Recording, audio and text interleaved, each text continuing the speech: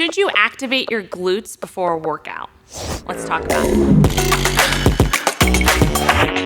Don't you want to look good naked? So when it comes to activating your glutes before a workout, if you should do it, if you should spend time with the booty bands or doing stretches and foam rolling and all that jazz, I personally think that it can be useful at some times, like if you're just looking to, warm up for the movement, get blood flow going, kind of loosen up your joints. That's totally fine, but I think a lot of people are kind of overdoing the glute activation side of things, doing like millions of monster walks and banded kickbacks and all that stuff. When we're trying to build our glutes, we need to focus on what we focus on when we're building muscle in general is progressive overload and creating the stimulus in our glute muscles to actually make them grow.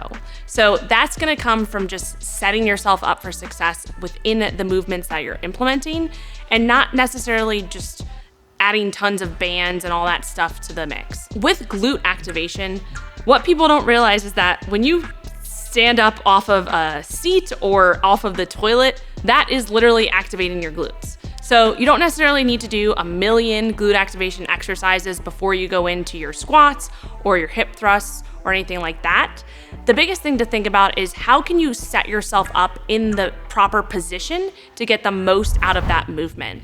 So when we're talking about hip thrusts, for example, or glute bridges, making sure that you're setting up with the bar across your hips in a position that is comfortable for you. Make sure that if you're focused on really getting the most out of your glutes, that you're creating enough tension within your glutes and spending time where it's hardest. So for example, during a hip thrust or a glute bridge, the position at the top of that movement is where you're gonna be contracting your glutes and getting the most hip extension. So that is the position that's hardest. So make sure that you actually get there. Make sure that you actually get full hip extension and you're spending time in that position. That is what's gonna activate your glutes the most. So that's important to think about, right? We wanna make sure that we're focused on the goal at hand, which is building muscle in our glutes and adding enough load and weight in order to do that. So in order for our muscles to grow, we need to make sure that we're putting it under that stimulus and that we're creating enough tension for them to adapt to that stimulus and to continue to grow over time. Another thing that comes with glute activation that I think a lot of people tend to move towards doing lots of booty band stuff or doing a lot of those abduction where you're in that good girl, bad girl machine, whatever it's called, where you're coming in and out, or doing lots of kickbacks and things like that.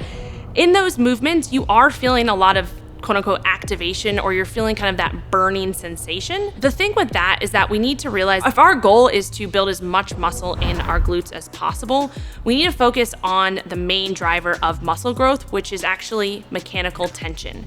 And all that means is making sure that you're creating enough tension within those muscles as possible. Sometimes that doesn't come at the same point with when we're feeling the most sensation or that burning feeling. So for example, if we're doing bent knee RDLs, for example, that's gonna be working your glutes in a stretched position.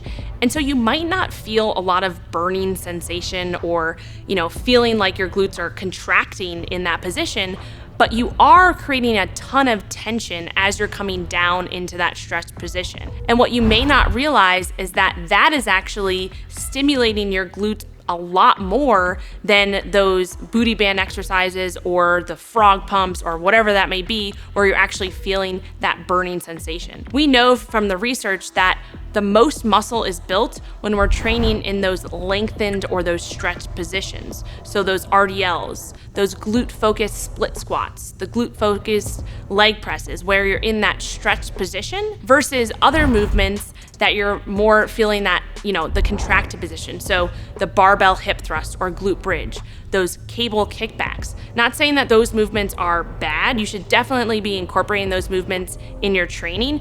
But if you're only doing movements where you feel the burn or feel the sensation, you're gonna be missing out on a lot of growth that you could be getting. So should you activate your glutes before you work out?